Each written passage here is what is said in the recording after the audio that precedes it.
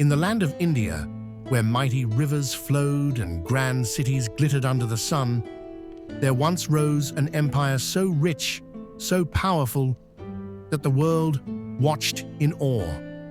It was the Mughal Empire, a dynasty of conquerors, poets, and visionaries whose rule reshaped history.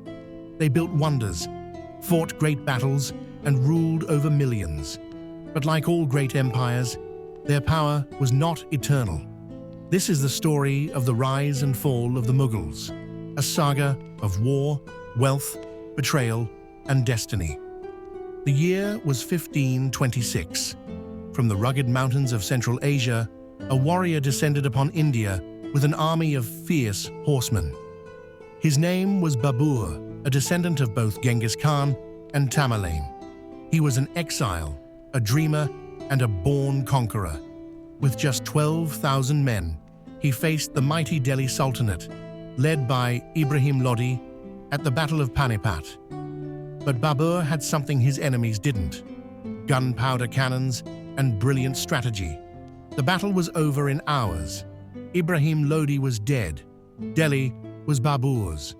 And from the blood-soaked fields of Panipat, the Mughal Empire was born. After Babur came his son, Humayun, who struggled to hold on to his father's empire, but eventually reclaimed it. But it was his son, Akbar the Great, who truly made the Mughals unstoppable. Akbar, from 1556 to 1605, was a warrior, a diplomat, and a visionary. He expanded the empire, bringing Rajput kings, Afghan warlords, and Hindu chieftains under Mughal rule. He promoted religious tolerance, marrying Hindu princesses and inviting scholars of all faiths to his court. Under his rule, the Mughal Empire grew to dominate almost the entire Indian subcontinent. After Akbar, the Mughals reached new heights. His grandson, Shah Jahan, built the Taj Mahal, the most beautiful monument ever created, a symbol of love and empire. His son, Aurangzeb, expanded Mughal rule to its greatest size, but at a terrible cost, for with his wars came the seeds of destruction. Aurangzeb ruled for nearly 50 years, but his empire was crumbling from within. He imposed strict Islamic laws, angering his Hindu subjects.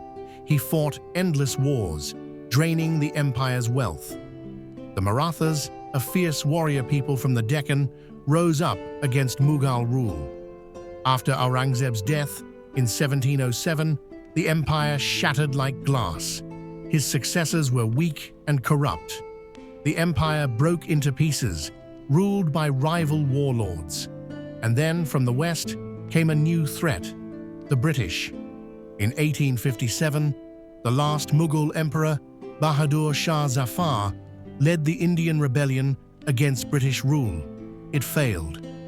The British ended the Mughal Empire, sending Bahadur Shah into exile.